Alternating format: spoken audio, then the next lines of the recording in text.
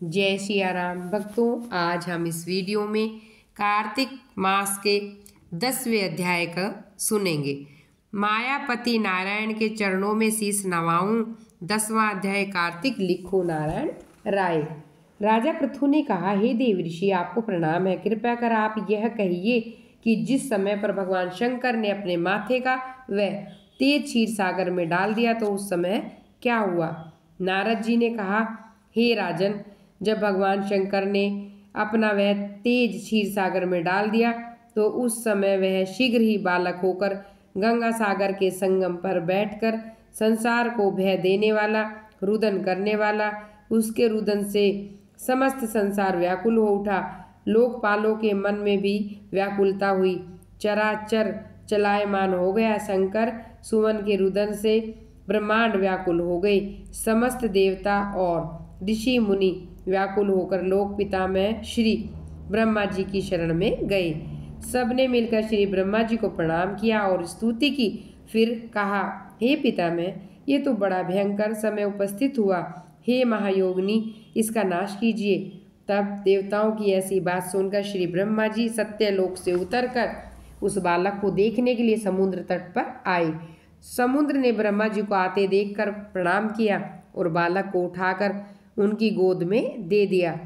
तब विस्मित होकर श्री ब्रह्मा जी ने पूछा, हे सागर, तुम शीघ्र कहो, यह बालक किसका है। समुद्र ने विनम्र शब्दों में कहा, प्रभु, यह तो मैं नहीं जानता, किंतु मुझे इतना अवश्य ज्ञात है कि यह गंगा सागर के संगम पर प्रकट हुआ। अतः हे जगत गुरु, आप इस बालक का जात कर्म आदि संस्कार कीजिए, इसका जातक फल बताइए।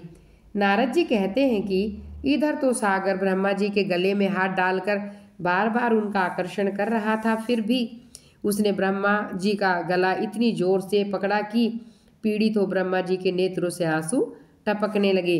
किसी प्रकार ब्रह्मा जी ने अपने दोनों हाथों का जोर लगाकर अपना गला छुड़वाया और सागर से कहा, हे सागर, सुनो, मैं तुम्हारे पुत्र का जातक फल कहता हूँ। मेरे नेत्रों से जो यह जल निकला है, इस कारण इसका नाम जलंधर होगा। यह उत्पन्न होने के साथ ही तरुण हो गया। इससे यह सब शस्त्रों का पारगामी, महापराक्रमी, महावीर, बलवान, महायोद्धा और रणधुरंध होगा। यह बालक सब दैत्यों का अधिपति और भगवान विष्णु को जीतने वाला होगा। यह कहीं भी न हारेगा। एक भगवान शंकर को छोड़कर सबसे अवध्यय होगा। जहाँ से उत्पन्न हुआ है वहीं फिर जाएगा। इसकी स्त्री बड़ी पतिव्रता, सौभाग्यशाली, स्वरंग और सुंदर, परम मनोहर होगी, शीलवान भी होगी।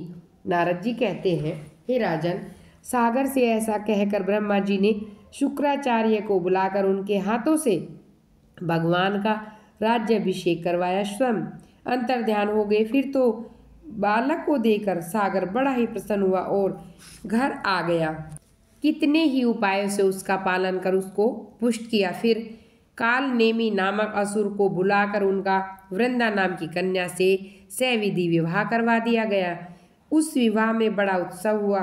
श्री शुक्राचार्य के प्रभाव से स्त्री सहित जलंधर दैत्यों पर राज्य करने लगा। बोलो विष्णु भगवान की जय।